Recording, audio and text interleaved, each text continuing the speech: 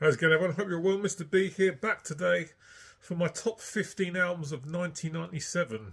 So it's been a long time since I've done my top albums of the year from the 90s. And for this year, I'm considerably down on the amount of albums that I've had from other years from the 90s so far. I think from every other year, especially in the early 90s anyway, I've had like easily 30 plus albums, but there's only 17 in my collection from 1997. So I'll show my top 15 and two honorable mentions. We're going to get straight into it. Let's kick off with the CD. And first honorable mention is Rat, and this is Collage. The first album they made after they got back together, after of course majority of the hair bands from the 80s all split up in the early 90s. So this is a good album, I do like it. The reason this is an honorable mention though, for me it's not a complete album. What I mean by that is, we have a cover on this album of Mother Blues, which is from Stephen Pearcy's post-rap band Arcade. Also on here, we've got a version of Top Secret, which turned up on 1990's Detonator, which according to this CD is the original version. I have to say, I think the version up on Detonator was actually better. And the last track we've got here is Loving You's a Dirty Job, with the Phonic LP remix, which is, in a word, absolute shit. But the original compositions on this record are really decent, and I think this would be a better album if you remove those filler tracks. Not the cover of Mother Blues, because that's really good, but the couple of tracks, the original Detonator, for me, don't really need to be here. But there's some really good original tunes on this record. Still River the Open's good, but Dr. Rock, track 2 is fantastic. I love Bobby Blotz's intro drums on that. For me, Blotz is one of the best drummers to come out of the whole glam era. Diamond Time, again, that's a good tune. Hold Tight, I Want It All, that's a great track. I love Robbie Crane's bass in that. Take It Anyway, it's good as well. Like I said, the cover of Mother Blues is really good. Piercy's voice is good. Of course, Warren DeMartini's guitars are fantastic. A decent effort, but yeah, there's definitely filler on here, which doesn't really need to be on there. And the album suffers a little bit for it. But Rat's Collage is still a decent listen. And the second honorable mention, and I can't believe I'm saying this, because I absolutely love this band, but it's Testament's Demonic for me. It's the Testament album I'm least on board with. Not terrible by any stretch of imagination, but it easily pulls up the rear as far as the discography of Testament goes, as far as I'm concerned. There's some stuff in this I really like, and some of it's completely forgettable. It's mostly about side A for me.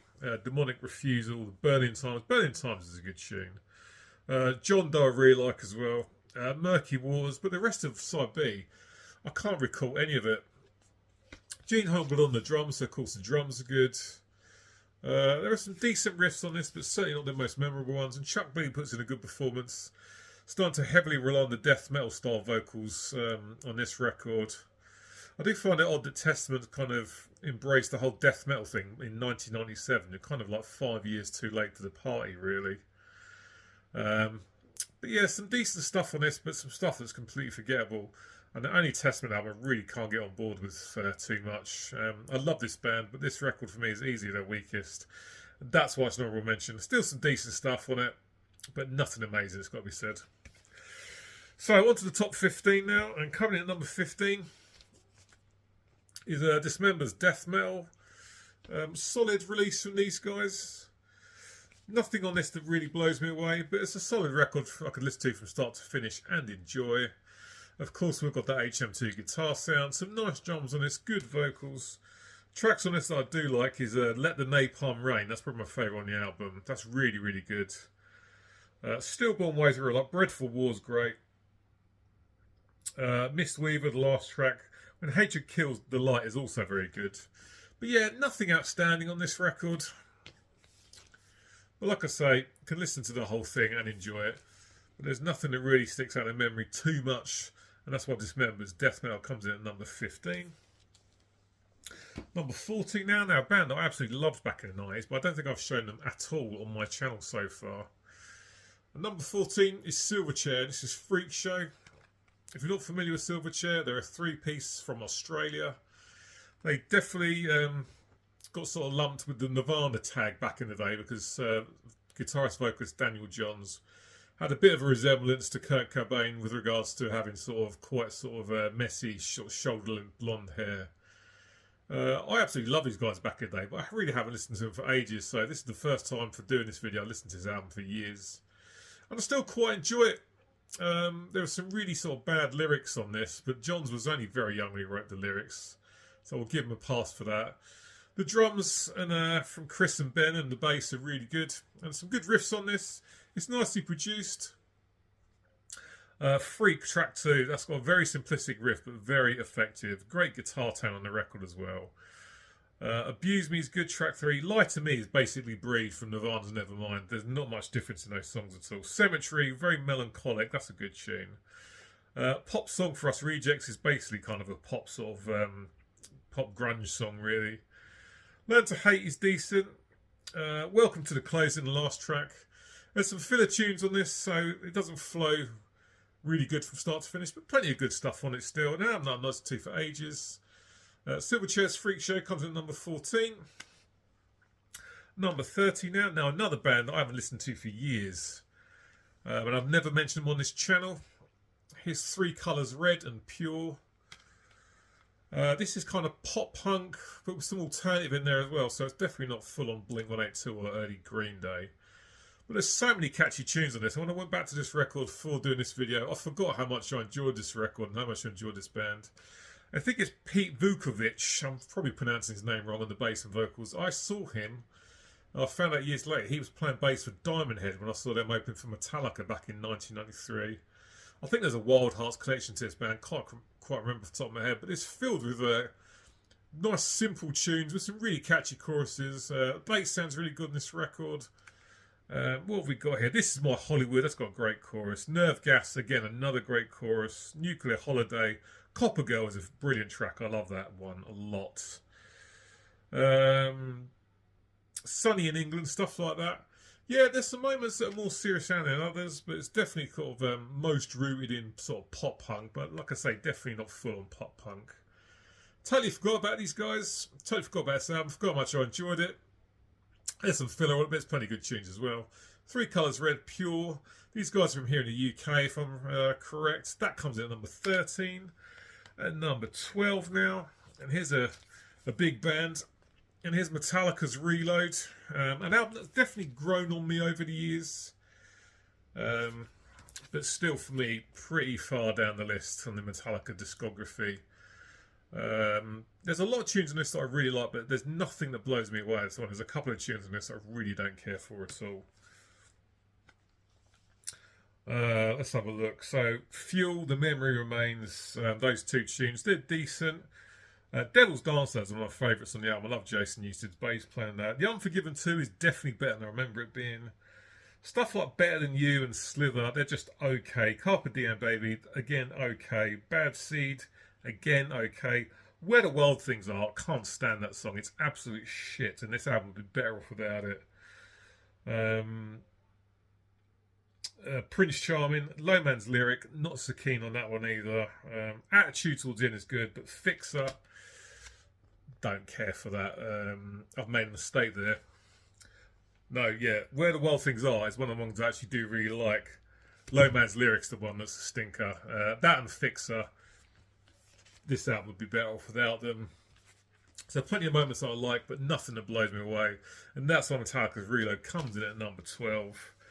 Number 11 now, and some black metal. And here's Immortals, Blizzard Beasts. Love the raw, lo-fi production. I only showed this in a collection update the other day, and someone sort of put me in the know that it's actually a drum machine on this record, and not a real drummer. So lo-fi production, icy cold black metal. Some really nice riffs. The lo-fi production definitely helps, I think. This record sounds really good. It's got some great riffs on it. Blizzard Beast, the title track's great. Mountains of Might, probably my favourite song on the album. Really, really good stuff. Winter of the Ages, again, that's really, really good. Yeah, good stuff from Immortal. I don't do black metal very often, but I do really like these guys. And a good album from them. Immortals, Blizzard Beasts comes in at number 11. Into the top 10 now, and another album I showed only just recently, even though I've had it for ages, is Napalm Death's Inside the Torn Apart, from their underrated, more sort of groove-led era from the mid-1990s. Barney Greenway's vocals are, as always, really, really good. Some great drums from Danny Herrera, some excellent riffing as well. from Mitch Harris. Breed to Breed, the opening track is great. Great chorus, great vocals from Barney. Birth in Regress, great tune. Reflect on Zero, I really like. The title track inside the Torn Apart, last track on side one is great. Again, great vocals from Barney, great chorus. If Symptoms Persist is good. Indisposed, Low Point, The Lifeless Alarm. Good album from Napalm. This era for them definitely doesn't get anywhere near as much love as it should, as far as I'm concerned. But I really like that one, Inside the Torn Apart from Napalm Death. That is number 10. Number 9 is another band I've never shown on the channel. This is the only album I've ever had from this band. And here's Everclear, and this is So Much for the Afterglow. I became aware of these guys when there was a song from this album featured on a CD. It became free with Metal Hammer. Back in the days before the internet, before you could get all the new music straight to your phone.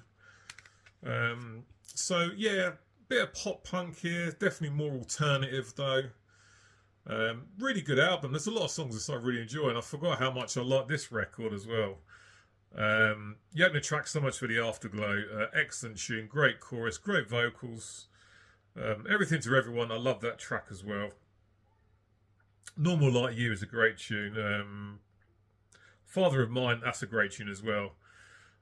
Quite sort of sad sounding lyrics in that one actually. One Hit Wonder is a great track. Amphetamine is brilliant. I absolutely love that. That was the first song I heard from this record.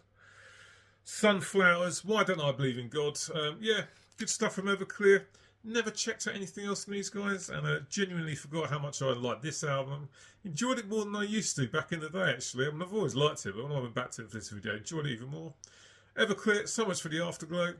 That comes in at number 9, at number 8 now. And here's the Foo Fighters, Colour and Shape. Now, it's quite strange to think that there was a time when the Foo Fighters weren't a million-selling stadium rock band. I've liked some of their recent stuff, but it's definitely about their first 2 records. I mean, this is their second album. Great band, great album. Monkey Wrench, big single that everyone will know. Great vocals from Dave Grohl in that. Hey Johnny Park's got some great riffs in it. Wind Up is a good tune. Up in Arms, My Hero. That's probably my favourite song on this album, and I hate it when you ever see him play it live. I always play an acoustic version. I'd rather hear the original version. February Star's great track. Everlong, another massive single that everyone will know. Walking After You is a fantastic ballad. Yep, the Foos, I should say, were a great band back in the day. They're still good now, but they're a little bit too radio friendly for the most part for me. But the Colour and Shape from the Foos, their second full-length record from '97, is really, really good. There's plenty of tunes on this that I love. I think Grohl ended up playing the drums on this because he wasn't happy with the drums from the original drummer, so he booted him out of the band and recorded himself. Yep, great stuff from the Foos. Really enjoyed that one. That was number 8. Number 7 is Faith No More, an album of the year. Great stuff. I think this is Dean Mentor on the guitar. He replaced Trace Spruance. The rest of the band's all the usual suspects. As always with Faith No More, brilliant vocals from Mike Patton, an amazing range. For me, one of the best vocalists out there. Some nice bass work from Bill Gould. Mike Borden's drums are great. Some fantastic tunes on this record. Collision, the opening track, I really like. Very, very catchy from the off. Strip Search, that was a single, that was really good as well. Lost Cup of Sorrow, another single. I like the chorus in that, it's really catchy. Great vocals from Mike. Mouth to Mouth is another great track. Just a great album. For me, Faith No More were really on fire in the 90s. This isn't as good as Angel Dust or King for a Day Fall for a Lifetime, but still a good album from Faith No More. Excellent stuff there. That's Album of the Year.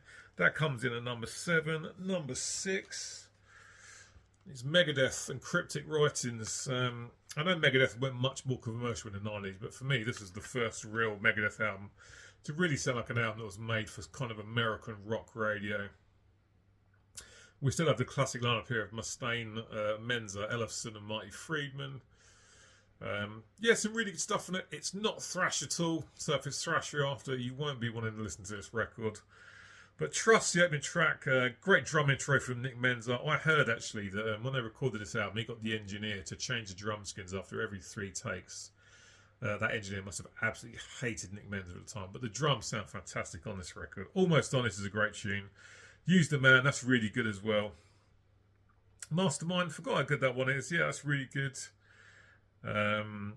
She-Wolf, Vortex and FFF are probably my favourite tunes of the last three. There's some ones in the middle that are decent, but a little bit on the filler side. But Megadeth's Cryptic Writings comes in at number 6. Good album from those guys. Number 5, and here's Entombed, To Ride, Shoot Straight and Speak the Truth. Entombed continuing with the death and roll style of Wolverine Blues. I really like this one. Great vocals from the late great LG Petrov.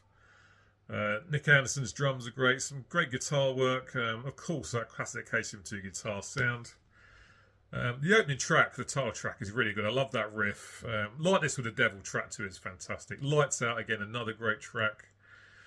Damn Deal Done. Absolutely love that intro riff. Great vocals from LG. Catchy chorus. Just As Sad is a great tune. And the last track, Wreckage, is excellent. Probably the closest thing to the old school death metal days of the band, but still nothing like something you would get on Clandestine or Left Hand Path. But To Ride, Shoot Straight and Speak the Truth from Entombed comes in at number 5. A really good, underrated Entombed album, I think. Number 4 now, and here's some more black metal, and here's Emperor, and I'm not sure if I'm going to pronounce this correctly, but Anthems to the Welkin at Dusk. It's just a Welkin word I'm not sure about. Again, I don't do black metal very often, but Emperor, fantastic. There's loads of great atmosphere on this record. I love the use of the keyboards, which creates some nice atmosphere. Superb drums, great vocals, and catchy guitar lines. Some very interesting songs. Some nice time signature changes and just general atmosphere throughout the entire record. Thus Spake the Night Spirit is just absolutely phenomenal. I absolutely love that tune. With Strength I Burn is another great track.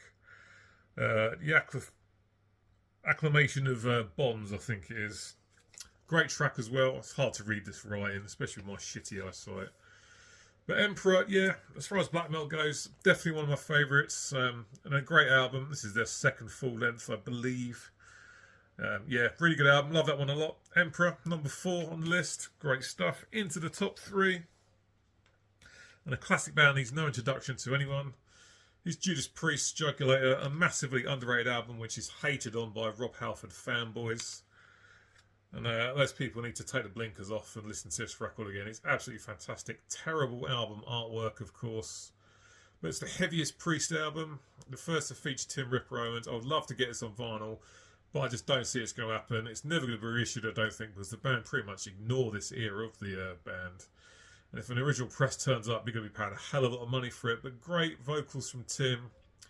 Great guitar from KK and Glenn. And of course, Scott Travis's drums are great. Ian Hill's bass is Ian Hill's bass. But Jugulator, the opening track, great stuff. Amazing vocals from Tim.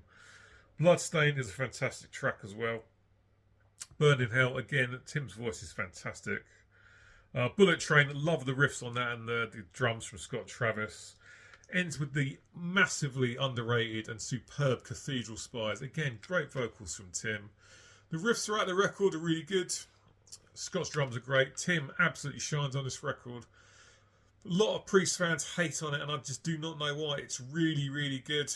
Absolutely fantastic album. I got this the time it came out. I just listened to this CD constantly. You can see the massive crack in the plastic case here, because I was just listening to it constantly, and obviously dropping the case on the floor by the looks of it. Priest Jugulator from 1997, absolutely fantastic album, very underrated, definitely deserves more love as far as I'm concerned. That's my number 3 for the year. Number 2 now, going over to Florida, the Deicide Serpents of the Light. Absolutely great album.